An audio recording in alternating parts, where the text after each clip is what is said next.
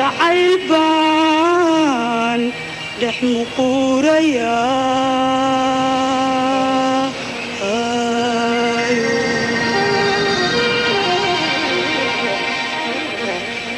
miraalihiisi midigtaygu qaadiyo mawjadba isiga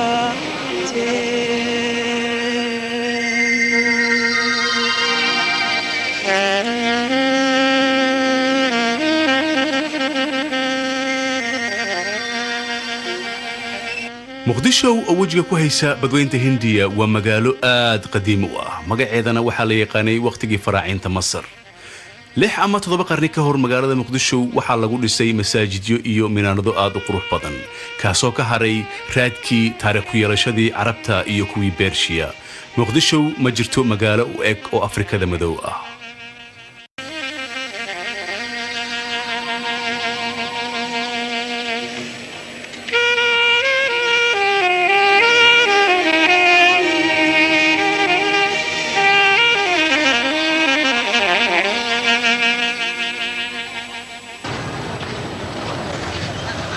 maanta muqdisho waa caasimada Soomaaliya dhismo casri ah iyo kuwa kale oo aad qadiim u ah dad badan iyo gawaari kala duwan ayaad ku arkaysaa meel walba waxaad kaloo aad ku arkaysaa magaaladan muqdisho ganacsiyo aad u tiro badan oo dadku ay ku kala iibsanayaan alaabo ay isticmaalaan maalin walba kuwaasoo isugu jira alaabooyinka guryaha cuntada iyo waxyaalo aad u kala badan oo kala duwan Soomaaliya waa wadan xor ah laga soo bilaabo sanadkii 1960kii waana wadan aad u weyn oo leh xeebaha kuwa ugu waaweyn ee Afrikada xorta ah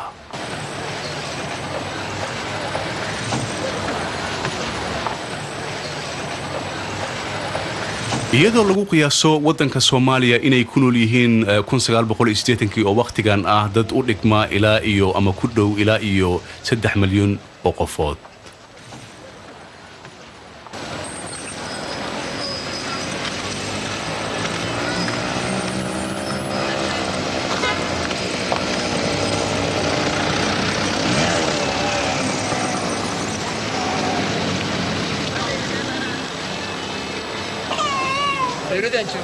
magaalada aad ay u ballaaratay waana loo jeedaa halka saac ama 7 subaxdii xafiiska milishiibiyada ama dawladda hoose ee magaalada Muqdisho saad u jeedaan dadka waxay saf ugu jiraan dhulbixintii milishiibiyada ee Muqdisho ay ku sameeyso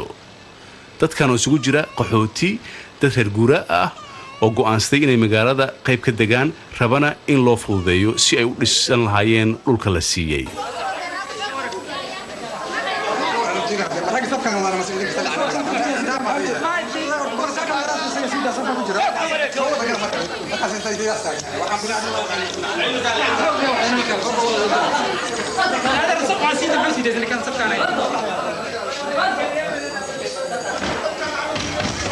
xafiiska gudihiisa waxaa fadhiya shaqaalaha dawladda hoose ama milishiibiyada iyagoo ka wada hadlaya si ay dhul kasta oo Soomaaliya ku yaala waxa iskale dawladda bil kasta lootooyinka la qaybiyo waxa la kala siiyaa qof walba oo dhul la'aan ay hayso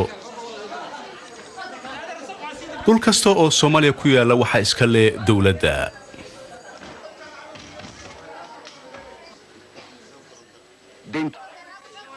dhulka dhibisiisa waxaa ku shaqale geometriga dawladda hoose ee la yiraahdo Cabdulqaadir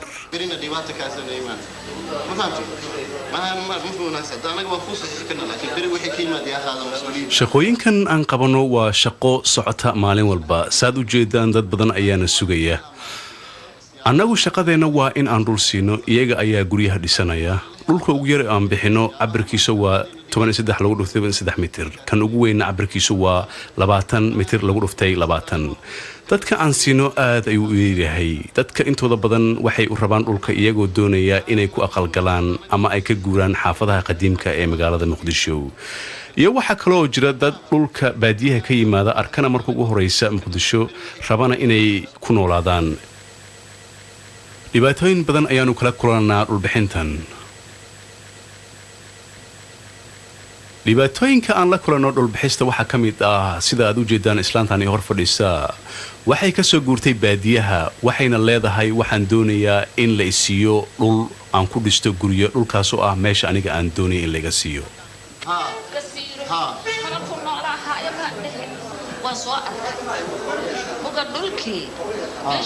markaan weydiiyey dhulkii aan ku siiyey maxaa ku dhacay waxay leedahay dhulkaad isiisay aad ayuu u fog yahay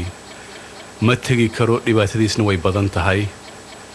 ee waxaan doonayaa meel dhow inaad isiisid aan kuu duceeyey waa inaad ii dhaqsataa mar dhow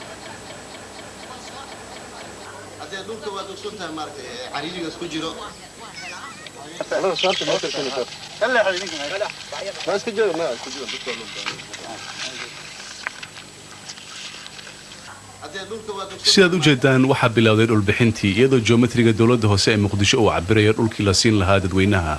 sharciga dowladda hoose ee muqdisho wuxuu qorayaa haddii dhul lagu siiyo waa inaad guri ka dhisataa markiiba alaabna aad keensataa si aad ugu noolaatid dhulkaas dhulka aad ayuu oomano u yahay iyadoo sida biyo loo heli lahaana aad iyo aad u dhib badan tahay meelaha qaarkood ee ka tirsan magaalada tan muqdisho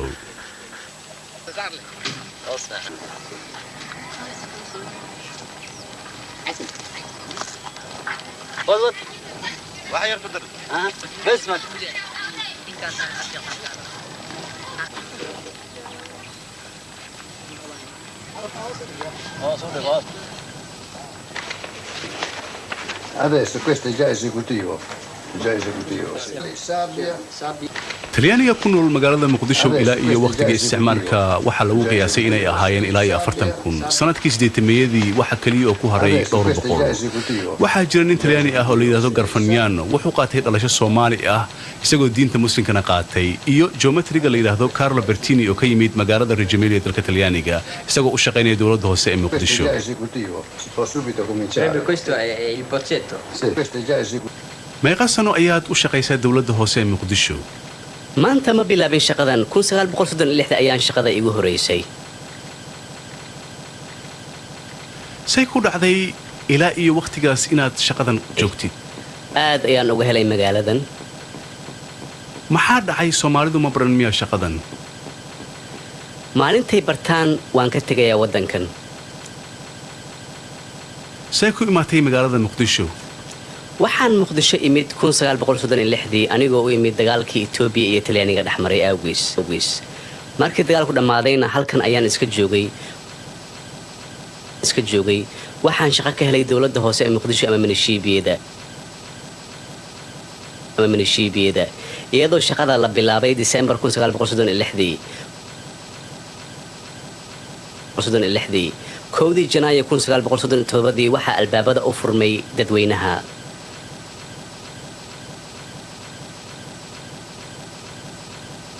magaalada ma aragtay siday u fiday magaaladan aad ayay u fiday iyagoo ay ka hor yimaadeen dhibaatooyin aad u fara badan kuwaasoo ay ka mid yihiin deegaanka bulshada jidadka iyo kan ugu weyn oo ah dhaqaalaha magaaladan Muqdisho oo ah magaalo dhalatay lacag la'aan dad wax bartay oo Soomaali ah ayaa inta badan dibadaha ka yimaada waxayna yiraahdaan lacagaha wadamada Yurub lagu dhiso xataa wax u dhigma ma jiraan halkan wadankan petrol ma leh laakiin waxa la rajaynayaa mar dhow in Soomaaliya petrol laga helo kullay hadii petrolka la helo waxa loo maleynayaa dhibaatooyinka haysta wadanka Soomaaliya qaas ahaan magaalada Muqdisho inay isbedeli doonaan waxa dhacda mararka qaarkood in xataa aan la helin gawaaridii ama baabuurtii ay isticmaali lahaayeen dowladda hoose ee Muqdisho sida loogu soo cabiro dhulka la siinayo dadweynaha Soomaaliyeed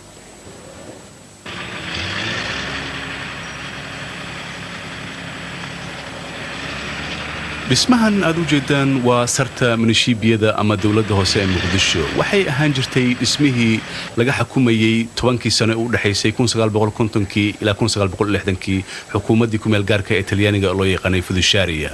kaasoo xukumayay ilaa iyo Soomaaliya ka hesho xornimada 1960kii xafiiskan weyn ee dhismihiisa waxaa hadda fadhiya duqa magaalada Muqdisho Yusuf Ibrahim Abu Ras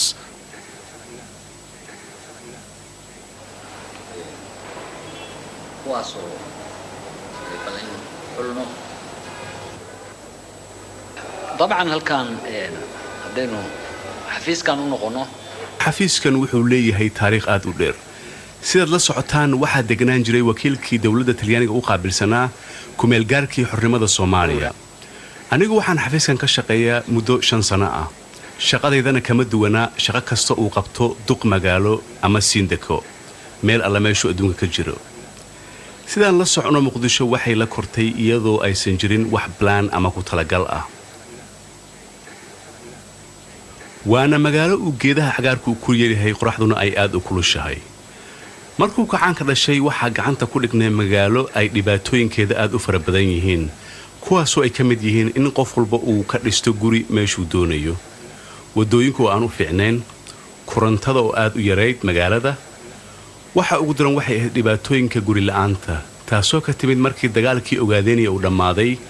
waxaana soo xog saaray dad badan oo qaxooti ah oo magaalada ku soo batay iyo dad badan oo ka soo guuray baadiyaha si ay ugu noolaadaan muqdisho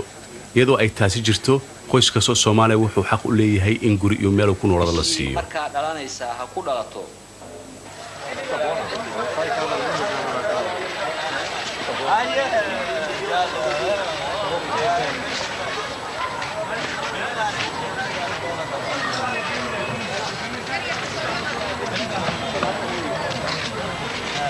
Soomaaliya waa wadan aad faqiir u ah dadka waxa soo gasha lacag aad u yar waxaana ka arkaysaa dadka Soomaalida markay suuqyada ay tagaan inay wax soo iibsadaan aad ayay ugu adag tahay lacagaha adag ee ama lacagaha qalaad Soomaaliya waxay ka soo gashaa dhoofinta kalluunka muuska iyo xoolaha nool lacagtaas oo ay ku bedeshaan batroolka looga baahan yahay wadanka Soomaaliya warshado sida u fara badan male waxa laga yaabaa inay ku yeelaan dhowr warshadood kuwaas oo soo saara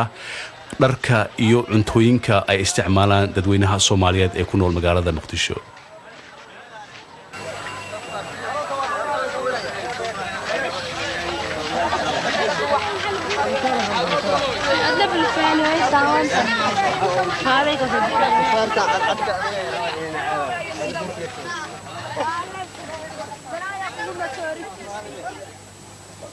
ninkan waxa la yiraahdaa Ibrahim wuxuu ahaan jiray nin reer miyi ah wuxuu yimid magaalada Muqdisho muddo haatan laga joogo 15 sano wuxuuna go'aansaday inuu noqdo nin kalluumaysato ah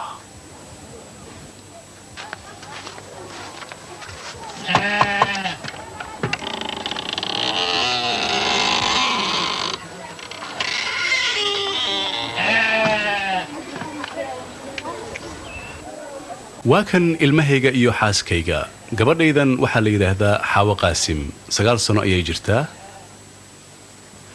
gabadhan kale waa Boosteeya oo macnaheedu yahay tan wax walba isku dubarida 12 sano ayay jirtaa Yariistan waxay jirtaa 6 sano sanadkii koowaad ee iskuulka ayay bilowday tani waa xaaskayga oo 30 jir ah iyadoo aan ku guursaday da'aad u yar iyo Qatra iyo Madiina oo 8 iyo 14 sano kala jira intaasi waxay ahaayeen qoyskayga oo ka kooban 5 gabdhood iyo xaaskayga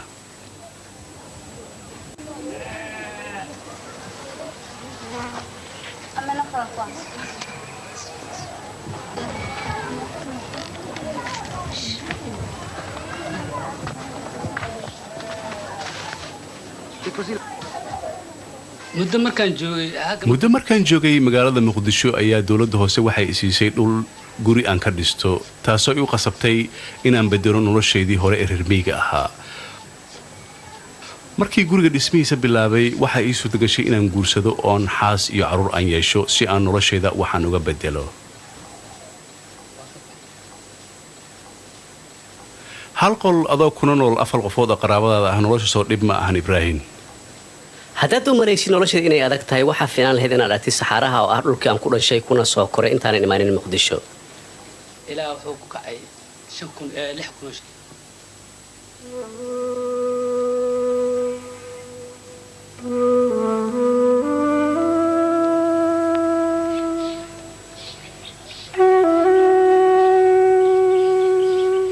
saxarahan oo ah meeshuu Ibrahim ku dhashay ayaa waxay tahay meel aad u kulul oo ka mid ah dhulka wadanka Soomaaliya dad badan oo Soomaali ah oo ilaa iyo 2 milyan oo qofood gaareeya ayaa sidan u nool oo ah nolol reer miyiga ah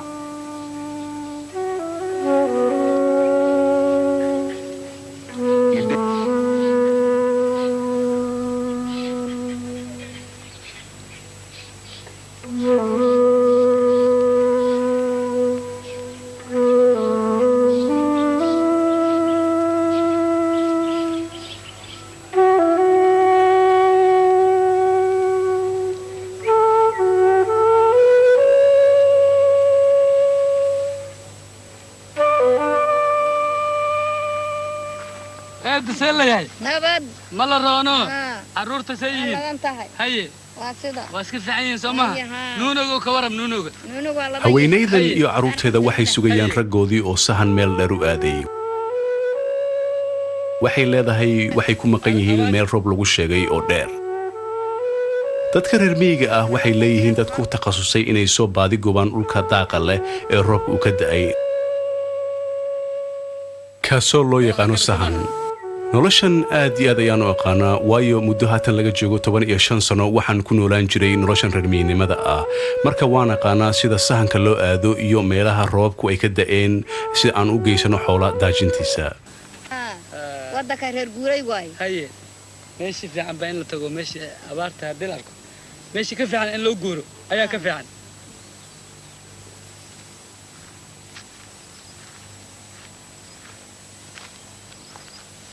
ملفايا هي نود صلوا مرون هي أضياء هي حالها يا حالك بحالك ما هي يالو كان وحواي وكلون دون الوسارة والو برا ها تغبرت جليسة والو برا هي halkan waxaan u soo dhawaanay dhul xeebeed iyadoo aad u jeedaan dadkii reer miyiga oo haysta kalluun ay soo dabteen kaasoo ugu yeerayaan libaax badeedkii markaan u sheegay in business ama ganacsi laga samayn karo kalluunkan aad soo dabataan waa ila yaabeen markaasaan waxaan u sheegay bal anigay eega waayo muddo haatan laga joogo 15 sano reer miyi ayaan ahaan jiray haddana waxaan u wareegay magaalada muqdisho anigoo ka samaynaya ganacsi aad u fara badan oo ku saabsan kalluun dabista iyo sida loo iibiyo maya doona lagu saara lagu bara xagee laga helo hadda aan ka barana tuuladan la yiraahdo dadkan si fiican ayaan isu fahanay anigoo ah qof dhul saxaro ah ka yimid haddana dhibaatooyinkeenu waa isku mid si xataa kalluun loo dabto ma aqoonin markaan muqdisho tagay waxaan u tagay hay'ad kalluumaysi kaasoo ay ugu bareen sida loo kalluumaysto markaa ka bacdi aad ayaan uga helay waxaana bilaabay shaqada kalluumaysiga waqti badan ka bacdi sanadkii hore waxaa la ii doortay maamulaha kalluumaysiga ee shirkaddan aan ka shaqeeyo maamul guud faraha aan ku hayo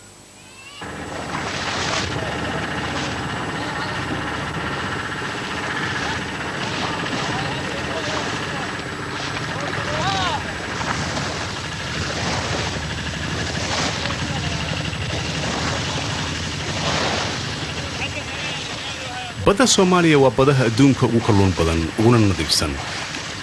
dhowr sano dawladdu waxay isku daysay inay dadka reer miyiga ah tababaro siiso dooman ay u iibiso si ay u bartaan sida loo kalluumaysto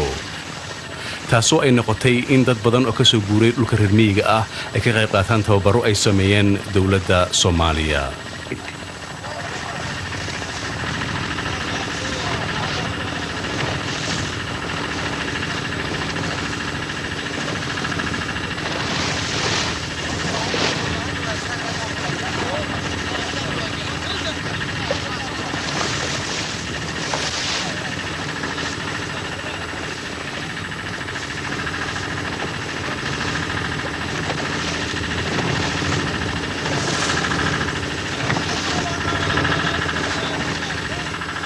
reer miyinimada waa dhibaatooyinka ugu weyn ee dalka Soomaaliya haysta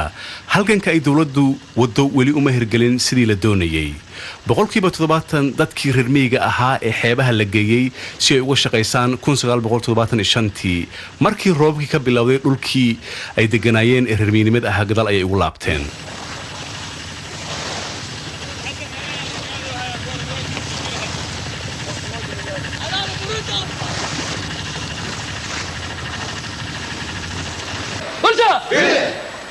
جاليال شركة عادي هاي هالكاس أيوة نوع أجي كلهم بيسافرون كواب الليلة مرها كيفها هي حولها قرن دموشة فيها kalluumaysatada waxay ku heesayaan heesihii lagu yaqaanay caanka ah iyagoo aad uga hadlaya shirkadda kalluumaysiga ee Kulmis oo ku heesaya wax soo saarkeena ayaanu badinaynaa kalluunka ayaanu badinaynaa iyo wadanka waxtarkiisa ayaanu badinaynaa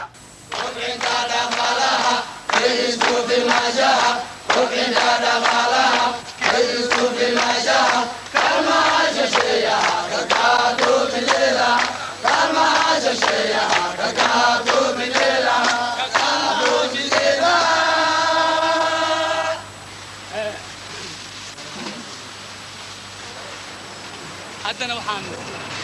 sidaas ayaan waxaan rajaynayaa inaad aad ku adkaysano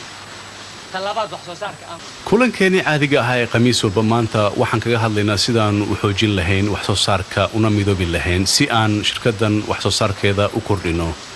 isku filnaanshan aan u gaarno sidaan la socotaan qof walba oo shirkaddan u shaqeeya wuxuu ka yimid meelo kala duwan oo waddankeena ka tirsan iyagoo u yimid inay bartaan sida loo kalluumaysto si ay wax u qabtaan qoyskooda iyo waddankooda sidaad la socotaan waxaannu ka hadalnaa waxyaabo aad u fara badan oo isugu jira imise kalluun ayaa la soo dabay faa'iidada waa imisa sidaan u kala qaybsanaa nimanka aan keenayn adinka maadaama anaga shay halis aan ku dhex jirno aan ku dhex shaqaynayno waxa dhaci karto in sidaad u jeedaan waxaa bilowday su'aalihii ay kalluumaysatada weydiinayeen guddoomiyaha iyo maamulayaasha shirkadda iyagoo ka hadlaya dhibaatooyinka ay sheeganayaan marka anaga arrimahayna waxaa la rabaa inaad si fiican ad u baartaan magarad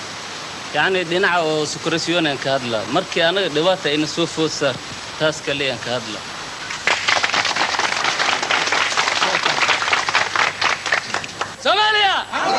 Somalia خاصة إسكاسيتها كلون كحمردن كل مس هقول أزد هوارتو هجوكتو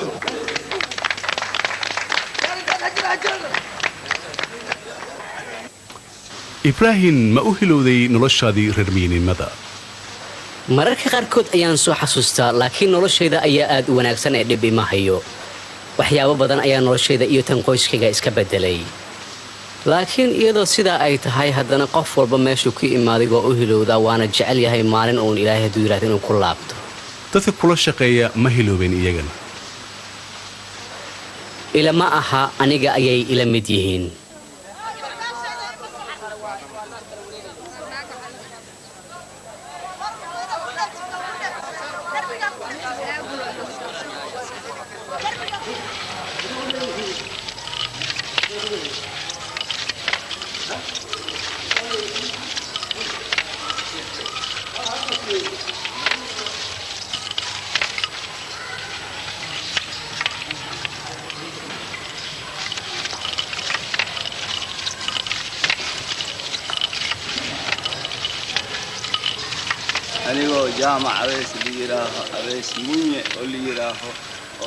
ma u jeedaan wiilkan yar maalintii oo dhan hor iyo gadaal ayuu u socdaa asagoo gacanta ku haya qalabka tarashka waxaa dhacdaa in mararka qaarkood dadku ay yidhaahdaan wiilkan aad ayuu u yaryahay shaqadaasoo kuma cusla anigu laakiin waxaan u malaynayaa wiilkan qof nasiib badan waayo 45 sano ka hor markaan bilaabay isla shaqadan wiilkan yar samaynayo ma jirin qalabkan aan hadda adeegsano shaqadan aad ayay u adkayd waayo qorax iyo dabayl ayaannu ku shaqayn jirnay ma jirin meel sidan oo kale ah markuu roobka da'ana alaabta aan samaynay oo dhan way naga hallaabi jireen waxaan samaynaa dharka aliindiga ah oo waddankeena soomaaliya aad looga isticmaalo kacaanka ka hor shaqadeenna aad ayay u cusleed isla meelna kama shaqaynin waxay dantu nagu qasbi jirtay markaan aliindiga samayno inaan beec ama qof naga gata u raadino suuqyada laakiin hadda dawladda ayaa naga iibsata wax walbo aan soo saarno xisbiga hanti wadaagga ayaa go'aankaasi gaaray waana isla shaqaynaa faa'iidana waa kala qaybsannaa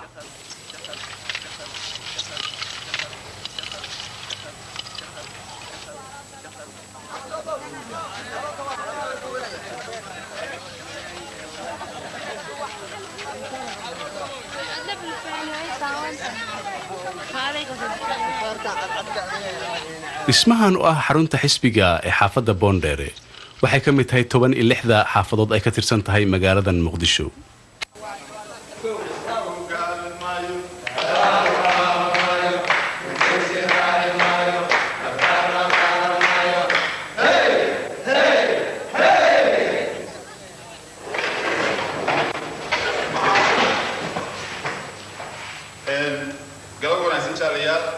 maanta waxaan shirkan uga hadlaynaa qabanqaabada dabaaldega 1 Maajo ee ah maalinta shaqaale weynaha adduunka waxaan kaga hadlaynaa shaqooyinkii ay qaban lahaayeen xaafadan boondheere sida aan u noqon lahayn xaafadda ugu horeysa ee ka qayb gasha dabaaldega 1 Maajo marka ugu horeysa in aan samayno samaysa riwaayad kooxda markaan samayno masana in la sameeyo guddigaas aanu sheegnay la sameeyo si dhaqsa loo sameeyo hawshoodana ay bilaabaan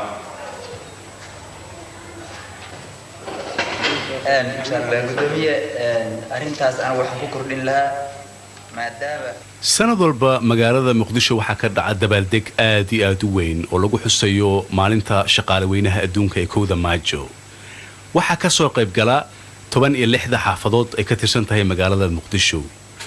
xaafadan Boondheer oo ah xaafadaha ku yaala bartamaha magaalada muqdisho ka qaybgalka bisha 1 Maajo waxay tahay mid aad dadku ay u faraxsan yihiin iyo ka qaybgalaya mahrijaano ku soo bandhigayaan ciyaarihii hidaha iyo dhaqanka Soomaaliyeed marka isku duwadridka loogu talagalay bishan 1 Maajo waxay bilaabataa waqti aad u dheer iyadoo ay qaadato hal maalin kaliya si qof walba uga qayb galo mahrijaankan qodobadaas oo ka kooban sidaan hore u sheegay 12 qodob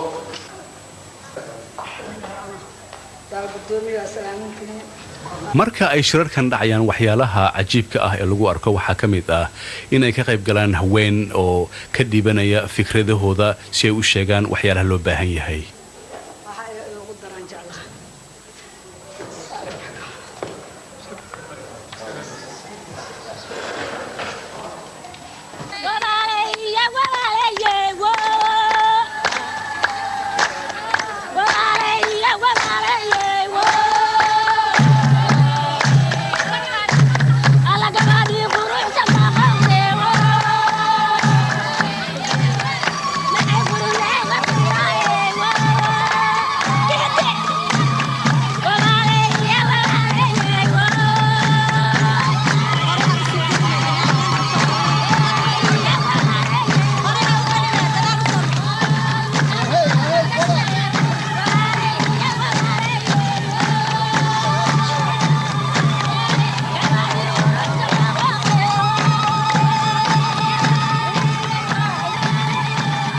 كودا ماجو magaalada muqdisho waxaad ku arkaysaa sawirro aad u badan kuwaasoo ka sheekaynaya raggii soo u soo halgamay hanti wadaaga oo isugu jira Lenin iyo Marx oo lagu soo bandhigo magaalada tan muqdisho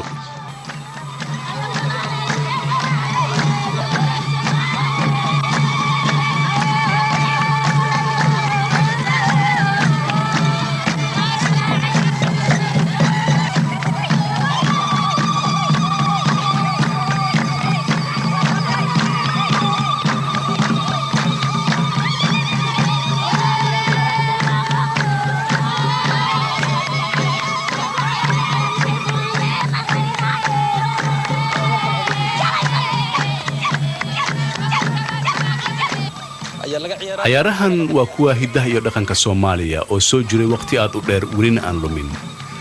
taasoo uu xisbiga hanti wadaaga kacanka Soomaaliyeed uu aad ugu dhiirigeliyay waxay muujinayaan farxadda ummadda Soomaaliyeed iyagoo ilowsinaya waqtigii dheeraa ee gumaysiga ay ku jireen